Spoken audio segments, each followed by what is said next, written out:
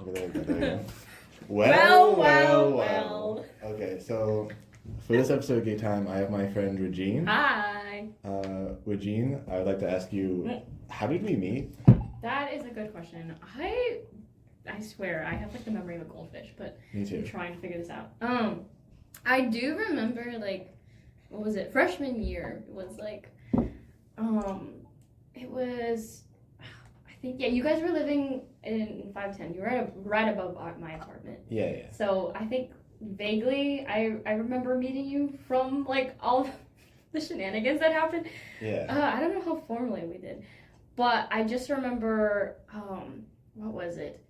You guys being like really loud one night. right above our apartment, and my roommate Amira went storming up to the 5th floor to tell you guys, or was it the fifth? Yeah, the 5th floor. It was the 5th floor. It was the 5th floor, to tell you guys to be quiet, and then you guys sent apology cookies to our apartment. You just dropped it off, or you tried to, or she wouldn't let you in the first half, and then you just dropped it off at our door one night. Did I drop off donuts too? Donuts too, I remember that. I was very apologetic for some reason. I felt so bad. So I think the donuts was a different scenario. No, okay, here we go. So I remember this, I think I finished meeting you that. So you were hiding Jude's, what was it, your old roommate Jude's mattress from him. But you had nowhere to hide it, so you hid it at our apartment. From there. And then, I think you were a little late in picking it up or something. I was an hour late. You were an hour late. I said 30 minutes and an hour 30 minutes passed by. And so I walked in, one evening, and I was like, what is this mattress doing right next to our door? And so Amira explained, and then I was and then I met you there, I think. Yeah, and then you were, so apologetic. You gave us, what was it? I think Peterson's donuts. Yeah, I got donut holes the next morning. Yeah, that was really funny. Whenever I'm gonna do something that's gonna make someone mad, my default's if I give them food, they won't be mad at me anymore. Because someone could literally beat the crap out of me. I'd be so mad at them. If they handed me a cheeseburger, I'm like, you're all right. You're all right. Maybe, you're all right. You're all right. Yeah. That's so real. You persuade me with food. From my perspective, I remember the Amira thing, and that was funny because freshman year I used to. I'll put this more centered. Oh. But I used to go by the name Kyle to see the bots, just for some random bit. Interesting. Oh my gosh. So when Amira came over, she was like, "What's your guys' names?" And Jude and Tomas were like, "I'm Jude, I'm Tomas," and I was gonna open my mouth and this is Kyle. I think she told us, and that's why I think I don't remember properly meeting you. Because you didn't. Because I didn't know who you were. Your real name. Then I went to swing dance and I was dancing with Amira, and she was like, "Yeah, oh, where are you from?" I'm like, "Oh, I'm from 510." She's like, "Oh, it's your roommate. Do you know Kyle?" And I'm like, because I said I'm Matthew, and she's like, "Oh, you're Matthew. You look a lot like Kyle." And I was like, "We're the same guy." Bros out there just messing with people when they love. Yeah, it's I love telling people when did we meet? Because I remember all the bits when we met. For some reason I had a joke that you could teleport. And me and my friend Joe love making jokes about that.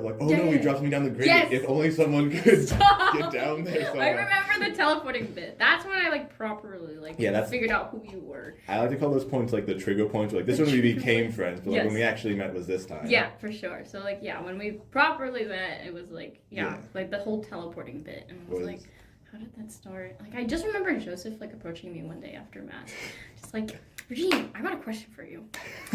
What is your quickest mode of transportation? Did you say scooters? I said rollerblades. I was I don't know. You told me that, and I was just Tim Flood. Okay, sorry. Tim Flood was popping through the door. Tim Flood cameo. Oh my god. I kind of have a timer. Okay, so this is a complete mess. I'm getting back into this. 4 minutes in. Whoa. Anyway, okay. My bad. You're good. You're good. So, today's topic is Burnout. Burnout. Woo! I don't know. I picked you. I was like, it could be. I was thinking a million different things. I was like, we'll do Burnout. Yeah. Why not? I know. I was like, whoa, surprise. Yeah. Surprising. Let's kind of set the stage and have to define what Burnout is, just so we're on the same page. Okay. So, not me looking it up. Because I swear, I know what it is, but just I've having to define it was interesting. So, I mean, I get by definition, it's emotional, mental, physical exhaustion. Yeah. Based on prolonged stress, over a period of time. Yeah, like I guess I've experienced like a lot of symptoms of it for sure.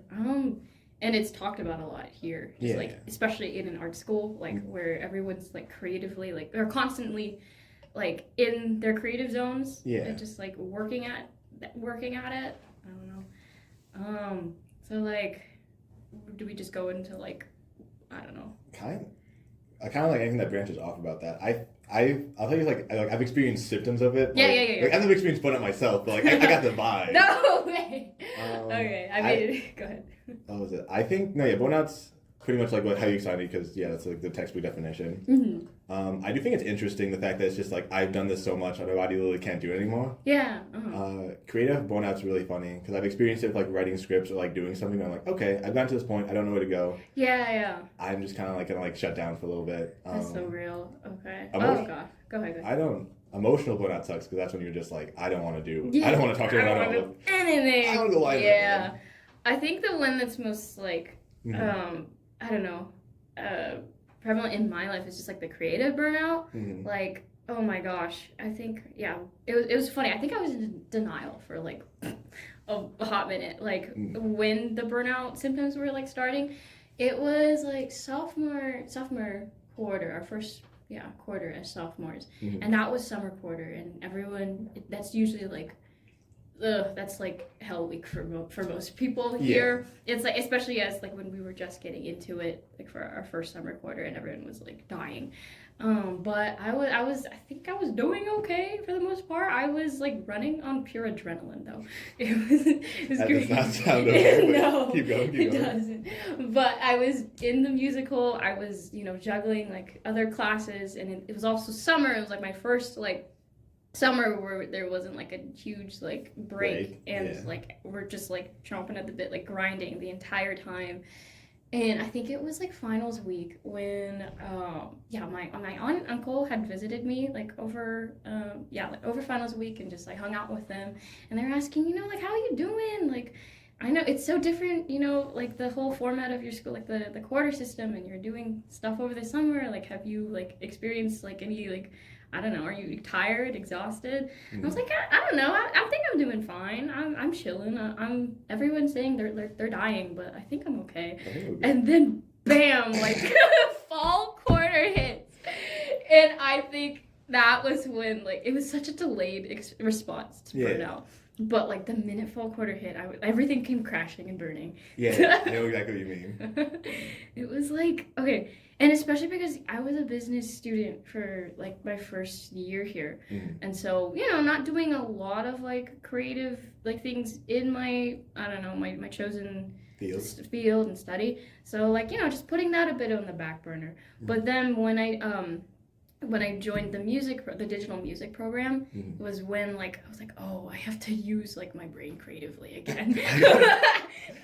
Which isn't a bad thing. It's just like switching modes. Yeah, switching modes was crazy. Like I went from like getting like an accounting class done in the summer, and then going to like sound reinforcement and then the fundamentals of music theory, and I was like, I'm using a different side of my brain right now, which was a good thing. It was good like for me like. Learning wise, but like getting back into that rhythm was kind of insane. I was like, what am I doing? And I'm like, I have to do something that I like creatively for like for school too. Was such a weird transition. So I was like, oh, I'm dying. I don't want to do this. I don't want to do this anymore. I'm tired of this crap. Oh my gosh. I'm trying to think my first burnout at this school because I definitely experienced burnout before. Growing up, I did a lot of like I worked with my uncle, which was a lot of construction, so it was a lot of like physical burnout. School's a lot of mental stuff. But like here it is a different, like creative burnout's so different. Yes. Because like the other ones like it's not like your entire body shutting down. It's like this like weird part of your brain shutting off where you're like, I don't want to think at all. I just want to do nothing. Yeah, I want to just like have a normal conversation, not like think of like anything at all. Yeah. Oh my gosh, I feel that. But like I think my like. I'm gonna tell two stories. Both of them are kind of funny. I want to like be depressing. When like I was in a dark place. I want to keep like lighthearted. Okay. But my creative burnout was funny because whenever I got creatively burnt out, I would just like listen to a 21's Pilot playlist. Yeah, let's go. I would like sprawl on the ground in my closet. It was just no, it's okay. It's so real. It was so funny because I like finished the script and I'm like. You're like, all right. The daily dose. Yeah, people just like talk. It's like, where's Matthew? Just Mulberry. Mulberry Street is so real. On the ground vibing. Dude, I love that. I don't know. I don't care what people say. Fire and Ice was. It's not a bad place. It's not a bad place. It's not bad. It's not bad. It was fun. Emotional. What was it? It was. So I was on the pickleball set. And for some reason, I became everyone's therapist. Mm-hmm. So everyone's like, oh, I'm having a problem. Better go to Matthew. Oh my gosh, and it was one night I literally had like a system. I was like, okay, I'm going to talk to this guy, then after I talk to this guy, I'll go over here, and I have to look back over here for this person. Mm-hmm. So I hit up like 3 people one day. And then I was just drained the next day. Mm-hmm. And it was so funny. Because I left, like my friend asked me if I could do something for him. Mm-hmm. And I left the most passive-aggressive message in my entire life. That's so sad. And it sounded perfectly fine until I ended with, okay, does that work for you? Is that fine? And I was listening it back with my friend Alex the next day, and he was like, dude, you were doing so good for the last 2 seconds. Oh, that's insane. Oh my gosh, it's like the customer service voice. Like it was. It genuinely was. But yeah, speaking, what helped you? For me personally, with creative burnout, like for some reason, 21 Pilots and just laying on the ground helps me a lot. Yeah. But I feel like for emotional burnout, it is kind of like, I just like to go to like kind of parks and like go away and just like have like just somewhere quiet where I can just like chill for a bit. Be like, okay, why am I burnt out? And then how can I fix that? Mm-hmm. Do you have anything you do for like burnout? I'm trying to think because like there's like hold on, like a creative burnout story that I kind of have and like pulling myself out of it. Mm-hmm. Oh my gosh. What was it? Yeah, so I love like drawing and it was something I realized that I just have not done in like during my time here. Yeah, I was drawing maybe a little bit here and there, like doodling in class and like making like, I don't know, drawings for people. But it was like, oh my gosh, I spent like, I think almost a year of like doing none of that. Like I think it was like entire sophomore year to like a bit of junior year, just like no drawing whatsoever. And I've been drawing my entire life. Yeah. But like little doodles here and there. But like I could not ever like sit down like I usually do and just like spend some time drawing because like I hated doing it. Mm-hmm. It was like, oh, like this is something I've done my entire life. Why is it so hard to do again? Yeah. So that was a creative rut I was in, and just like I hated like sitting down to draw. And then, oh my gosh, okay. I'm gonna hit my Regine talks about British people quota right now. Is this a quota? I don't know. my roommates would know. Okay, but it was just like, it was just like a whole, like, I was in the desert, bro, about like creatively. I was just, nothing was inspiring me to do anything. Yeah. Like to draw again. And then Lucy Cannell shows me this wonderful, beautiful show about, what is it? Teenagers with swords and who like ghost hunting. Okay. Okay. It's anyway, long story short, she showed me Lockwood & Co., which is a series, by Jonathan Stroud, and it was a TV show and then books, and so I was really intrigued by that, like binged through like the entire like season 1 over break, like September break, and then read all the books like what was it, fall quarter, like first week of fall quarter as a junior, and then oh my gosh, and then just after that I was like creatively so inspired to like charged, so charged. I was like, oh my gosh, like I just could not like I had to put the energy somewhere, so I did like a lot of drawing, like a lot of like fan art and everything. So much drawing. Yeah, that's my British quota. I've hit. Done talking about British people. Okay. I promise. If you think of another one, we will. But yes, so it was like stuff like that where like, I don't know, like I got back into like fandoms or just like things that were like really interesting to me, like story-wise. I'm like, oh my gosh, this is so cool. I need to put that energy somewhere, and I put it into like creativity and drawing a lot. And in just drawing fan art, I was like trying to get better at just skills in drawing in general. So like that was just like, forcing myself to sit down and like over like an evening and just spend that time drawing, looking at references, etc. Yeah. And it felt so good. It was great. Like, I had not realized how much time had passed since I had, like, done that. Mm-hmm. And to the fact, like, people, like, I know didn't even know I, like, drew. Like, it was like, oh, like, you can draw. Like, there are people who were, like, campus who just telling me, wait, I didn't know you could draw. You can do it. Yeah, I was like, yeah, I can. I just haven't done it forever. Oh. So it's stuff like that. And so, yeah, it's just, like, I don't know, finding, like, little moments of inspiration and just kind of, like, grabbing them. But also, like, committing to them, too. It's you not gotta just, stick like, to it. Yeah, you gotta stick to it. It's like, oh my gosh, this is so good. I'm just gonna keep using it to fuel, like, the rest of my passion to keep drawing again. And so it's stuff like that. And then, I'm trying to think, like, other, like, burnout, like, I don't know, methods. Well, you look, I'm gonna hop into that. Yeah. But, it is kind of weird how, like, when you're burnt out, the thing that kind of gets you out of burnout is, like, just kind of remembering why you like it in the first place. Yeah, exactly. Like, speaking, I'm not an artist or anything, but I do really appreciate, like, animation and, like, just art form in general. Yeah. And my friend showed me the movie, like, I feel like Kiki's Delivery Service does a really good job about, like, talking about burnout. Yes. Oh my gosh. But, I think the best thing I can do to, like, relate to that, like, remembering why, because you, like, just do it again, was, I did a lot of running growing up, because I was like, oh, I like being fast. Mm-hmm. Then in high school, I did it for track, and I kind of like, I just did so much, I didn't like it anymore, because it felt like more like I'm doing it because, like, for competition, not for fun. Yeah, for sure. So I kind of just, like, stopped running. Mm-hmm. And then my friend Tomas was like, we got to walk out, so we started running again. And I was like, okay, this is fun. I remember running and enjoying this. And then I was in Rome, and then I got challenged to do, like, the Turkey trot, and I had, like, there was one thing, I had to just beat this one guy. I think I told the story again, so, like, skip this. I don't think I've heard this one yet. So we're in Rome, the priest walked up and said, like, hey, we're doing a Turkey trot. Mm-hmm. If you beat me, and then me and Tomas look at each other and we're like, we'll do something stupid, we're gonna, like, we'll do something goofy, we're, like, not gonna take this seriously. So our entire thing's set, we're not gonna take this seriously, we'll do the Turkey trot for fun. And then one day, like, the two priests walk up, like, hey, we're doing the Turkey trot, if you can beat Kyle and I, then you get a special prize. And then Tomas looks at me and he's like, Matthew, don't say anything. And I'm like, I'm not going to. And then across from me, my other friend stood up and said, Matthew's gonna kick your butt. So I was like, and then everyone looks at me and then they're like, yeah! I don't know these people. They don't know I'm fast, but they're just like, he's got this. So they don't know I'm Usain Bolt. I'm just like going like, this is like a meme. They don't know I'm... Exactly. But, so yeah, I just like had to like start running again to like get into shape for it. And it was like, first of all, Rome's a very beautiful place to begin with. So it was just nice.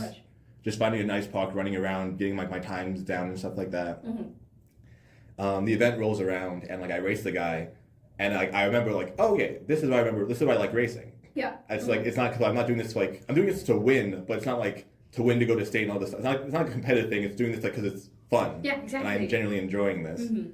I beat the guy by like 5. Like it was so close. It was like probably down to like a second. Dang. And it was so funny because I beat him, like barely out of breath, and I was like, better luck next year, bud. Gonna have to make it pretty early. Oh my gosh. Oh my gosh. But no, he took it really well. He like the prize was like some like chocolate ice cream, which was nice. Nice. Love that. But no, yeah. What were the other questions I sent, by the way? But just like, oh, what was it? Like we had how to like avoid burnout, handling it, best burnout story, which we kind of like covered. Yeah, kind of. But I was just gonna say that like, yeah, like totally like realizing it's like something, realizing why you're doing what you love again in the first place, like not doing it like, you know, because it's a chore or a task, but like realizing why you love it so much. That's so real. Just like, yeah, I would find myself like just like sitting there and like realizing, oh my gosh, this is so fun. Yeah. Like I'm not doing this for anybody. I'm just like, you know, it's super fun to do that. And that translates to like just to my music as well. Yeah, maybe I am doing it for like a senior project right now, and it's like kind of stressful because I have deadlines to get things done. But oh my gosh, I'm like writing like lyrics and songs for the first time again. And while I know it's for a project, I'm like genuinely like having a good time with it, like just kind of approaching it from the mindset of like I'm doing this for myself and for my own personal growth, and like for just the love of the game. And so it's like a little easier to approach. Yeah. So that helps a lot, I think, just like coming at it from a different mindset. 100%. Yeah. I think that kind of like leads into like, to take this for a grain of salt because everyone's like different, but I'm trying to feel like what would be like the best way to avoid burnout. And I feel like it's like kind of the same, like I think it's just kind of like knowing your limits. Yeah. And also like not to overdo it, because like you might experience burnout. I don't know what's gonna happen if you're done with all this like with singing and like the and stuff like that.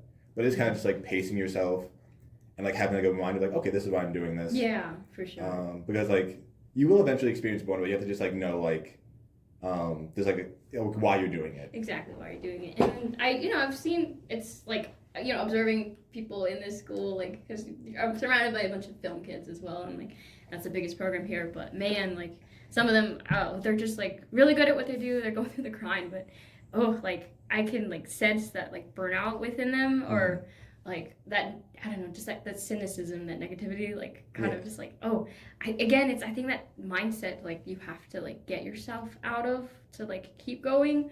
We complain for the sake of complaining sometimes. I understand, like it's totally like a human thing, but it helps just to kind of like get yourself, like force yourself out of that mindset sometimes. Like I don't know, just like finding ways to like distract yourself from like thinking those thoughts helps me a lot. Like if I'm just like I'm done, I don't want to do any of this anymore, like, or just like I hate this, or like I try not to let those like thoughts consume me and just find something else to do. So I think help like surrounding myself with like people who are just like relaxing too. There's like finding times with friends, just chill and not think about everything that's going on right now. Helps a lot with like the stress and the grind. Well, that's funny because like I feel like, at least for me anyway, it's something that's just like kind of like I don't like wake up one morning like, oh no, I'm burnt out. Like it's like a slow, right, it's exactly. Like it's slowly happening. And I think that's like when you feel like, okay, I'm not enjoying this much. Like just tell like I know you're gonna hate it in the moment. Like just take a break, walk away for a little bit. Be like, okay, I'm just gonna like take a little breath, calm down, and I can come back to this like when I'm passionate about it, I want to do for it. sure. Because I don't want like just do it just because I want to do it and like it doesn't turn out as best as it can be. Yeah, for sure. No, I definitely get that. Like if you're gonna just like sit and stew in your room about it is not the healthiest. This is not gonna turn out good. No, for sure. Like I think there's so much benefit in like just pulling yourself out of that. That's just like kind of a more recent thing for me too. Like when like creatively I'm stuck in a rut and I'm like, I'm just like I'm done. I don't want to think. I just mentally I'm under the sea. So I just I would just pull myself out of like my apartment, like my little hole, just like interact with people. Social interaction, as like someone who grew up as an introvert most of her life, is so new. It's so weird how I prefer that than just like hiding in my room. So like I mean there are moments definitely where you can like recharge like by yourself personally, and that everyone works differently, and I have moments where I just need to like be away from people, but just kind of like pulling myself out to like I don't know, do other stuff, realize that life is like worth living in other ways. Just I think the other day I just hung out with like I don't know, some friends in the evening after like a long day of school, and so just like I don't know, different ways to kind of like pull yourself out of that negativity. I think of like a way to bookmark this. Also, really quick, this is a really big side tangent. Do you think I'm an extrovert? Wait. Okay, Loki, yeah. Okay. I'm so confused because like I'll talk to some friends. Like I was talking to my friend. I was talking to Dio, and then he was talking to his girlfriend, and she was like I talked to him for a little bit, then I left, and she's like, I don't get extroverts, and Dio was just like, Matthew's not an extrovert, and like half my friends are split of me being like an extrovert, and I'm like, no, you're an introvert. You just like in a situation you have to talk to people. You don't want to be here, but you just keep ending up in spots.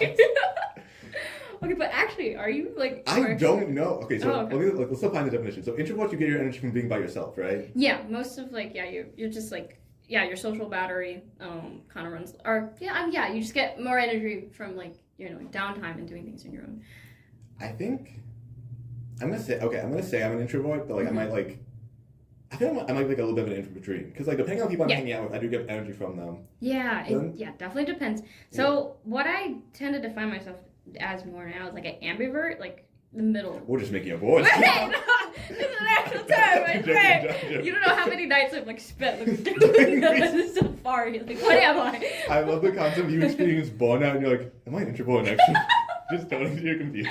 No, actually, like it's such a weird like I don't know how they like somewhat intertwined. Just like both like my change in like social like energy or like where I get my energy and like the same time experiencing burnout for the first time again. It's like, oh, that's weirdly interconnected. Yeah. But yeah, I consider myself more of like ambivert because like I can like, you know, get energy from just doing like, you know, having my own downtime, but also like more recently just like hanging out with people and like friends and stuff has been like really invigorating for some reason. Like since when? I was like, no, it's it is a weird feeling when you're just like, I don't know how to describe it. It's like you're like completely just drained and you see your friend and like, okay. Yeah, exactly. Like the energy just like comes to, what was it? There was one time. So I have bitch with people. Like I'll meet someone. I'm like, you know, Colette. I'm like, yeah. What's your name? What's your name? One of the bits, I have this friend with like Mary. Yeah. And whenever I see her, I'm like, yo, dog, and I get like really excited. She says, yo, dog, and just like stop. And it was funny because I was talking to Alex, and I was just completely drained. He's like, you okay? You look upset, and like, no, I'm just tired. I think I'm gonna like head home and like take a little bit of nap. And we bumped into Mary, and I was like, yo, dog, and I got like really excited. She's like, yo, dog, and then she passed by, and like he like as soon as she turned the corner, I was like, yeah, so I'm gonna call it Ole today. Just like. Yeah, just immediately just like That's so funny. We have reserve energy. It's just a small tank for each friend. That's so real. I'm gonna have so much fun making the little like Instagram shot for this. I was thinking of that. I was thinking of like what to make us. Do you want to be a chow? A chow? Yes, okay, I will be a chow. Perfect. Oh my gosh, I was just thinking of them. They live rent free in my brain. I want a chow plushie so badly. I have like a collection of plushies, and chow needs to be in one of those. They need to join. Gosh, I missed the Sonic Symphony concert. Gosh, I love Sonic. Oh my god. Get my Sonic quota. The Sonic quota actually doesn't have like a limit. It just That's true. It just keeps going. Yeah, I meant now I've mentioned it. You can't stop. I have to go on about that. You didn't go to the. I'm sorry. I looked at my brother and I was like, "Can you take me there?" And he's like, "Buddy, I don't want to. If you have time, we do not have time." That's fine. It's okay. I went to one that was in this area, and well, not here, but like other stuff. Yeah, SoCal. Okay. Was it good? Yeah, it was all right. The thing is, like, the one in Chicago was decorated way better, so that's why I was like, "You gotta go." You gotta send me pictures. Yeah. Okay. The food's out.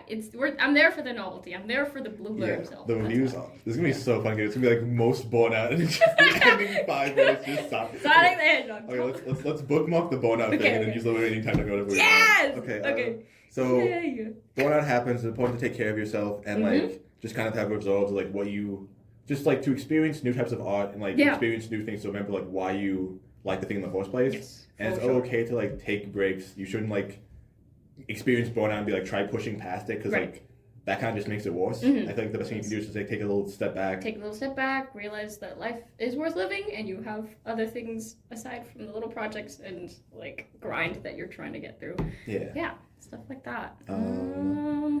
What else? But drop British people. That helps a lot. Watch British shows, watch Kiki's Delivery Service, listen to Mulberry Street, do whatever it takes for you to get your creative juices back, or just like anything, like emotional juices or anything back. Also, just remember, just like it's okay to just like take breaks and like just go outside. Go outside, literally. Like people spend too much time indoors. They do. It's kind of scary. Like again, like find like little creative things or things that like spark your creativity, but sometimes it's like. Yeah, just going outside. Don't overstimulate yourself with like the thousands of like information and videos on your phone. Yeah, I learned that the hard way. But sometimes it's like a good like walk through the park or even like a train ride even helps. Like, that's a story for another time. Yeah. Nothing hits different than a nighttime bus ride. No one's in the bus. Like there's like the little illuminate lights going on. You're passing like just street lights. So relaxing. Yes. And then the homeless guy gets on. You get a little scared. You're like, wait a minute. That's so real. Anyway, I'm trying to think of my. I know you like Sonic the Hedgehog a lot. I'm trying to think of like my like. Thing that gets what me is your going. neurodivergent little? I'm just kidding. I love Dragon Ball Z. Okay, tell me about it. I would religiously quote. Okay, sometimes I'll actually have Burnout, and I'll just Google Vegeta quotes. They kind of go crazy. Like. I don't know who gave him the mic.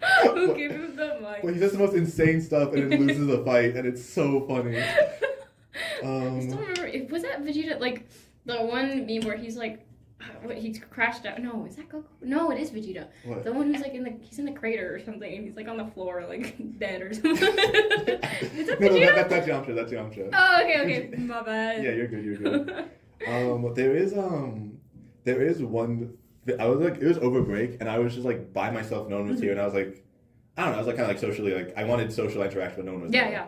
And I found this one quote, like found this one Instagram reel I'm gonna send you later, and it's straight up just like Vegeta talking to Goku. It's like, "You dog, you really did it." And it's so funny. Oh my god. I don't know what it is about those like Instagram reels and edits. They just make me so happy, and I'm like, I want to create something now. Right? I want to make like, this. Hey, if you can do that, I can do this too. That's so real. Like the sense of humor is like, man, I could do that. Yeah. Like I have like, oh my gosh, there was this stupid like reel that I sent my cousin about like really good edits of potatoes. I was like, wait, this kind of goes hard. Wait, this kind of goes crazy. Shake your body, baby, do that conga. No, you can't control yourself. This is a quick side tangent. Another side tangent on top of a side tangent. Oh, okay. Then we're gonna end it off. But this might be the first episode that's actually like exactly 30 minutes. But I had a joke with my siblings. Whenever I visit my siblings, I'll say something. Yeah. They're like, "Man, that's so stupid," and that'll become the joke for the entire break. And the joke that we came up with was like, "What song would you want to play when like your heart stopped and you died?" And I was like, "It would be so funny if my body blasted conga when I died." And my siblings didn't know what conga was, so I showed it to them. And then they're like, "Matthew, that's such a random song. That's so stupid." And all throughout break, my brother Philip would just lie down and then like just play conga, and I'd be like, "Louis, Dad's dead!" And we like rush over and start shaking him. One time he was like, "Hey guys, I'm gonna go grab something." Left the room, and then conga started blasting, and I was like, "Philip!" Stop. Imagine if that doesn't, like, it accidentally doesn't play when you like die and you get up to like turn it on and then go die again. Oh, no. It's like, or it's like that meme where you're like, I don't know, like if they don't play conga at my funeral, I'm gonna get out of my coffin and play it myself. Someone said Vida La Vida, and I'm like, that's a good one. Interesting. That's a vibe. Do you have a song that you want to play when you die? Now that you mention it, I'm gonna think about it. There's too many songs, and my like song taste like changes constantly.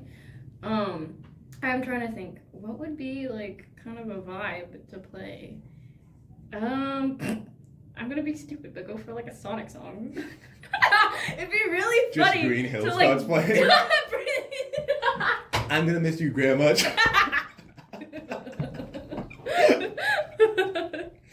Loki, oh my gosh, windmill. Wait, what was it? Windmill something? Oh, that'd be really funny. But just like. What's that one my from last like? grind. What's the popular one where it's like running at the speed of sound? Yeah, I'm going. Oh my gosh, this. Oh, Escape from the City. That'd be really funny, actually. I was just thinking of that. Have you heard the Sonic R main thing? Like Sonic X, you mean? No, it's like the racing game. Oh my gosh. Sonic moves, Sonic moves, Sonic. We got. This is just a Sonic episode. Wait, okay. Sonic R has some banger songs, but there's a one called "Can You Feel the Sunshine," and that one lives like rent free in my brain. Can you feel the sunshine? Okay, I might actually change. Okay, new thing. If you ever born out, just listen to the Sonic R soundtrack sprawled on the ground. It's so good. Okay, we're gonna have to cut this off before we go on another tangent. Sonic. But thank you so much for joining us. Yes. Regine, thank you. It's been a pleasure. It was great. Oh my gosh. Uh, Yay. Sonic.